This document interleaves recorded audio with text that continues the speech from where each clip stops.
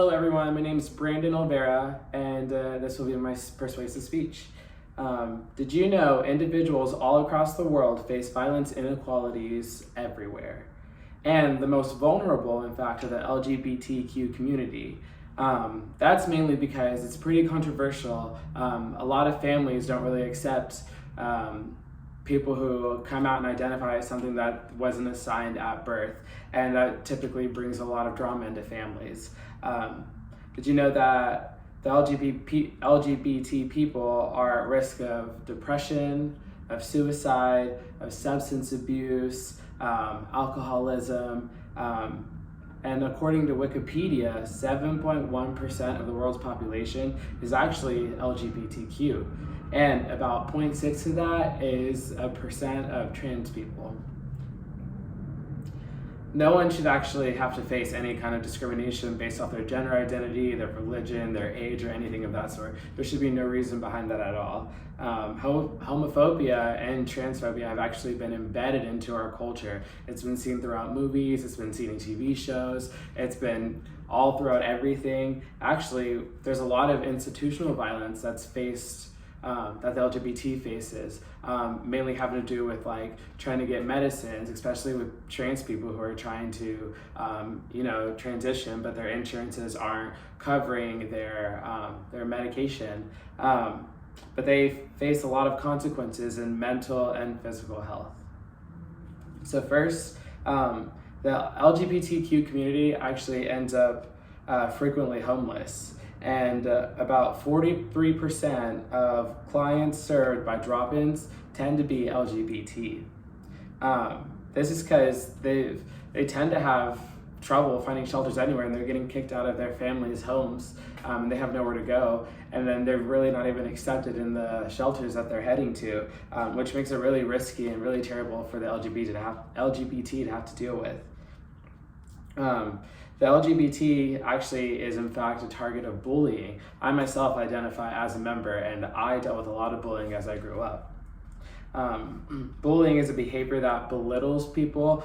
It can be based off how they look, how they sound. Basically, they just are getting talked down and disrespected by somebody else for no reason, and it's completely unwarranted. About 85% of people of the LGBTQ community have been verbally harassed, about 40% have been physically harassed, and about 20% have been physically assaulted. The community is actually at a high risk of suicide, which we have hotlines and everything just for them, for people in the community to be able to chat with, something that they're comfortable with, rather than just any kind of hotline where they might be discriminated against. Conversion therapy is a huge contender for suicide. Conversion therapy aims to convince an individual to reject their desired identity. LGBT are more likely to commit suicide than any other kind of community. Now that you've heard all of this side of things that we experience, I'd like to offer you some resources on encouraging ways to help. The first thing is educate yourself.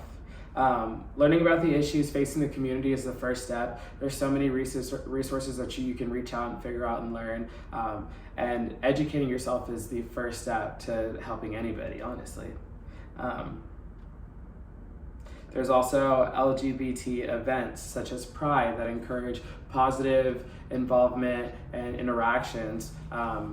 Here in Dallas, they have a Pride event all the time. In every city, honestly, there's probably a Pride event there to celebrate the community and bring some kind of sense of people, a group.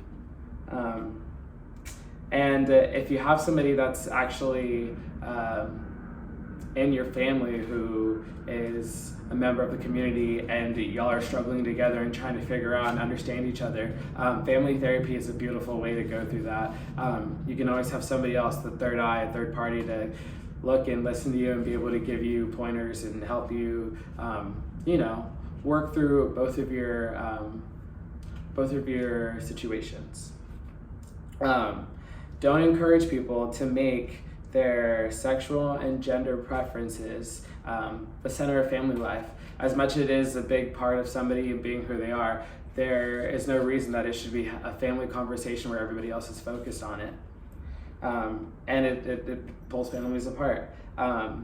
Seek online resources. If you're not comfortable talking to anybody about it, but you still want to help, there's places online where you can go and research. You can look up LGBTQ community resources. You can look up how to be an ally, which brings me to my next point, being an ally. An ally is somebody who is genuinely has a strong concern for the community. They're looking out, they're aware of all the problems that they're facing.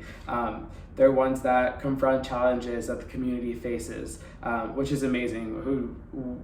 Any kind of person who wants to sit out there and stand up and reach out and help and participate and get involved and try to help the community is a good person in my book. They also challenge heterosexism, bio-prejudice, and heterosexual privilege. Staying informed is the best way to do this. Ask questions, do your research. Don't be afraid to ask anybody if you want. You also have online to research. The LGBT feels the most supported, or when you support the LGBT, there's going to be less divides between the communities. Resources are meant to inspire families, to bring them together. Information is key and it helps people learn. People can accept others for who they are. There's no reason that they shouldn't. And the more the community works together, the healthier the world we can make. Thank you.